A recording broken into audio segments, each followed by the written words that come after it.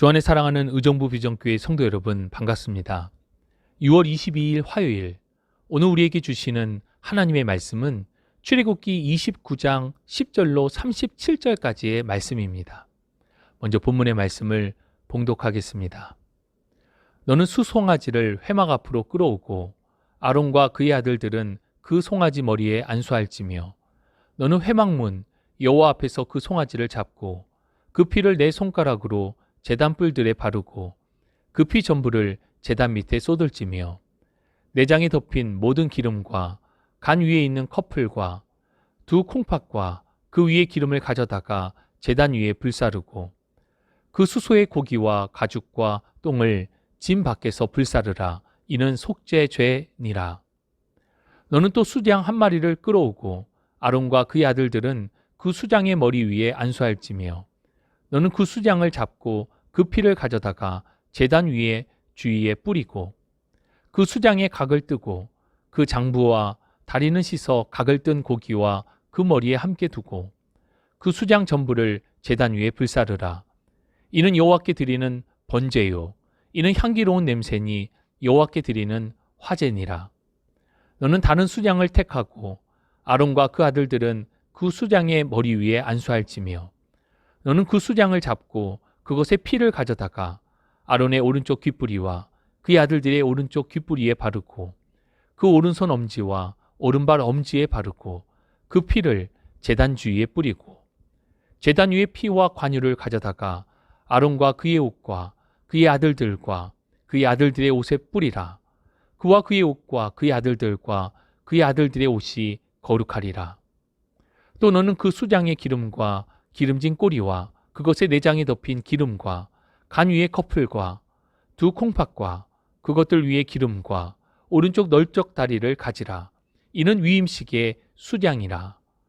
또 여호와 앞에 있는 무교병 광주리에서 떡 한 개와 기름 바른 과자 한 개와 전병 한 개를 가져다가 그 전부를 아론의 손과 그의 아들들의 손에 주고 그것을 흔들어 여호와 앞에 요제를 삼을지며 너는 그것을 그들의 손에서 가져다가 제단 위에서 번제물을 더하여 불사르라.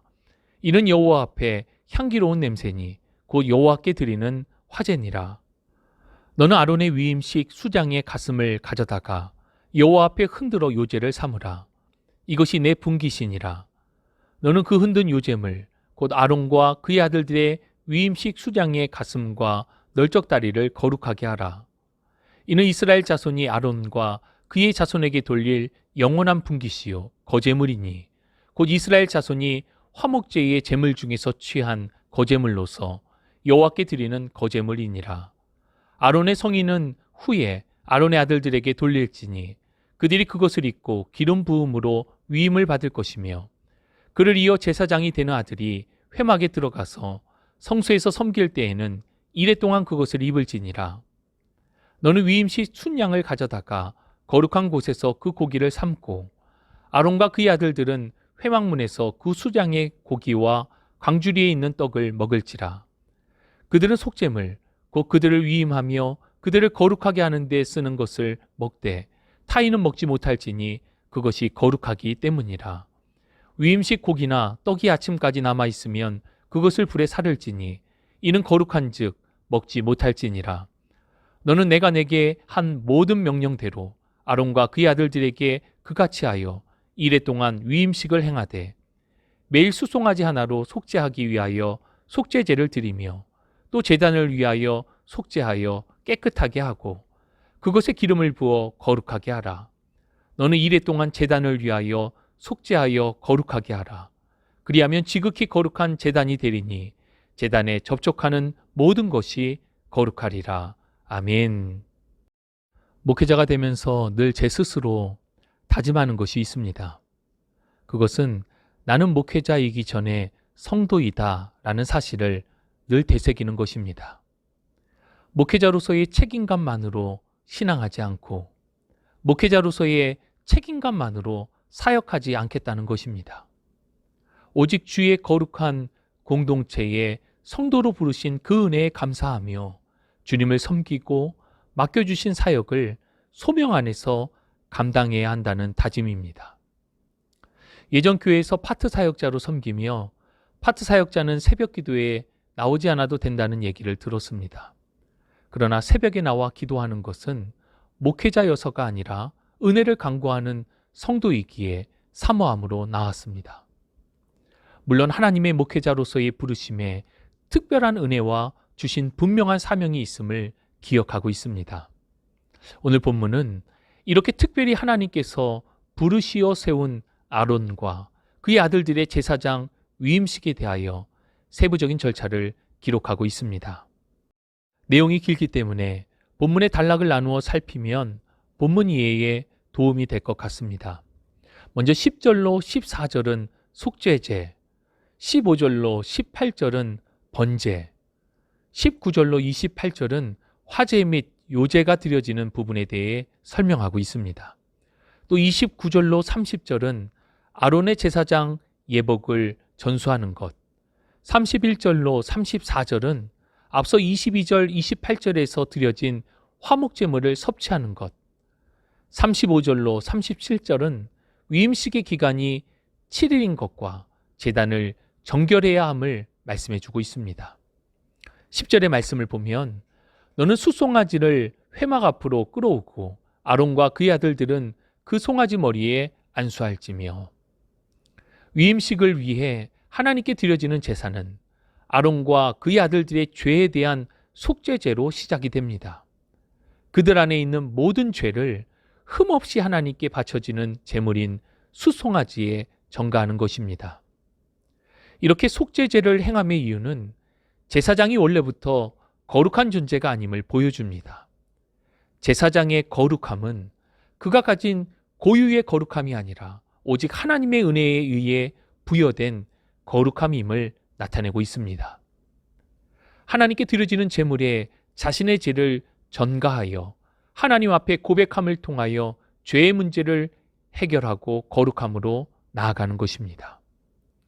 구약시대는 이러한 전가의 방식으로 죄의 문제를 해결하였습니다. 하지만 이러한 죄의 문제를 해결하기 위해 오신 하나님의 독생자 예수 그리스도는 십자가의 죽으심을 통하여 영원한 속죄를 단번에 이루셨습니다. 히브리서 9장 12절 염소와 송아지의 피로 하지 아니하고 오직 자기의 피로 영원한 속죄를 이루사 단번에 성소에 들어가셨느니라. 아멘. 우리는 우리 안의 모든 죄의 문제를 완전하신 화목제물, 곧 예수 그리스도의 십자가 보혈을 통하여 거룩함을 입는 은혜를 받았습니다. 그러나 아론과 그의 아들들은 10절, 15절, 19절에 계속하여 제물에 자신의 죄를 전가하며 속죄와 화목제의 제사를 드려야만 했습니다. 그리고 이어지는 20절의 말씀을 보면 너는 그 수장을 잡고 그것의 피를 가져다가 아론의 오른쪽 귓부리와 그의 아들들의 오른쪽 귓부리에 바르고 그 오른손 엄지와 오른발 엄지에 바르고 그 피를 제단 위에 제단 주위에 뿌리고. 그렇게 제물로 드려진 수장의 피를 아론과 그의 아들들의 오른쪽 귓부리, 오른손 엄지, 오른발 엄지에 바르도록 하셨습니다.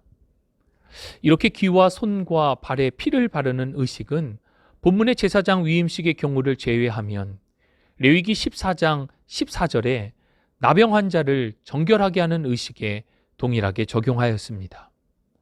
나병 환자가 나병이 완치되었을 때 이러한 정결 의식을 통하여 그의 병이 깨끗게 되었음을 선포하는 의식이었습니다.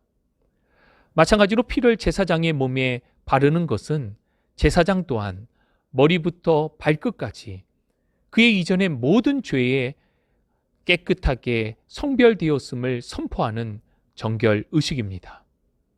여기서 귀에 바른다는 것은 항상 하나님의 거룩한 말씀을 듣기 위한 귀의 성결을 뜻합니다. 또 손에 피를 바르는 것은 언제나 거룩한 행동을 해야 하는 행함의 성결을, 발에 피를 바르는 것은 거룩한 길을 걷기 위한 구별의 성결을 뜻합니다. 온전한 회개의 원리와 거룩함의 원리가 여기에 있습니다. 거룩함은 우리 마음의 변화만을 뜻하는 것이 아니라 우리의 삶의 전인격적인 변화를 뜻합니다. 이러한 거룩한 변화, 즉 전인격적 성결은 첫 번째, 하나님의 거룩한 말씀 듣기를 사모하는 것입니다. 이전에 세상의 소리에 귀를 기울이던 모습에서 이제는 하나님의 말씀에, 하나님의 뜻에 집중하는 것입니다. 여기서 한 가지 주의해야 할 것은 하나님의 말씀을 듣는다는 것은 그저 청취가 아니라는 사실입니다. 말씀을 청취하는 것이 아니라 말씀을 청종하는 신앙이 되어야 합니다. 즉 듣는 것에서 그치는 것이 아닌 듣고 그것을 따라 살아가는 청종으로 이어져야 하는 것입니다. 두 번째, 거룩한 전인격적 변화는 거룩한 행동을 하는 것입니다. 아는 것은 지식이지 신앙이 아닙니다. 알고 있는 것을 따르는 것이 신앙입니다. 아는 것에서 그치는 것이 아니라 알고 있는 하나님의 말씀, 그것을 행동으로 옮길 수 있는 사람이 되어야 합니다. 야고보서 2장 26절은 영혼이 없는 몸이 죽은 것과 같이 행함이 없는 믿음은 죽은 것이라 말씀하십니다. 아는 것과 믿는 것과 행하는 것이 하나가 되어야 함의 이유입니다. 마지막으로 세 번째, 거룩한 전인격적 변화는 거룩한 길을 가는 사람입니다. 내가 가고 있는 길, 지금 하고 있는 일, 내가 목표로 하고 있는 진로가 하나님의 뜻 안에 있는지를 늘 돌아볼 수 있어야 합니다. 내가 가고 싶은 곳, 하고 싶은 것을 하는 것이 아니라 하나님께서 기뻐하실 뜻 안에서 순종하는 발걸음이 바로 거룩한 길입니다. 이러한 거룩한 길을 시편 1편에서는 복 있는 사람들의 길이라 고백합니다. 다 살펴보지는 못하지만 본문에 이어지는 29절로 37절의 말씀은 구별되어짐이 거룩임을 강조합니다. 아론의 성의가 구별되어졌고 거룩한 곳에서 제물이 드려지고 제사장은 하나님의 거룩한 것을 먹고 제사를 드리는 제단을 거룩하게 구별하라 말씀해 주십니다. 주 안에 사랑하는 여러분, 주의 보혈이 우리를 덮으셨습니다. 우리의 귀, 손, 발뿐 아니라 우리의 머리부터 발끝까지, 우리의 심장까지 주님의 보혈이 미치지 않은 곳이 없습니다. 이렇게 주의 보혈로 덮임을 받은 사람은 거룩히 구별된 삶으로 살아내야 합니다. 나병 환자와 다를 것이 없는 우리를 주님께서 모든 죄와 사망에서 구원하여 주셨습니다. 이러한 구원의 은혜 안에 우리를 주의 백성 삼으시고 제사장으로 삼으셨습니다. 이 모든 하나님의 은혜는 결국 거룩으로 반응하는 신앙이 되어져야 합니다. 거룩한 신앙을 통하여 주님을 더욱 닮아가고 주님의 뜻 안에서 승리하는 삶이 되시기를 주님의 이름으로 축복합니다. 하나님 감사합니다. 오늘도 주시는 주의 귀한 말씀을 받습니다. 태생이 거룩할 수 없는 죄인 중에 괴수된 자와 같은 우리를 오직 주님의 은혜로 거룩해 하여 주셨습니다. 십자가의 보혈이 우리를 덮으셨습니다. 하나님의 이러한 은혜에 우리의 머리부터 발끝까지 거룩함으로 반응하는 삶이 되기를 원합니다. 내가 거룩하니 너희도 거룩하라 주신 말씀과 같이 주님의 거룩함을 전인격적으로 경험하고 또 그렇게 살아가는 거룩한 백성 제사장으로 우리를 붙들어 주옵소서. 함께 하심을 믿고 감사드리며 우리 구주 예수 그리스도의 이름으로 기도합니다. 아멘.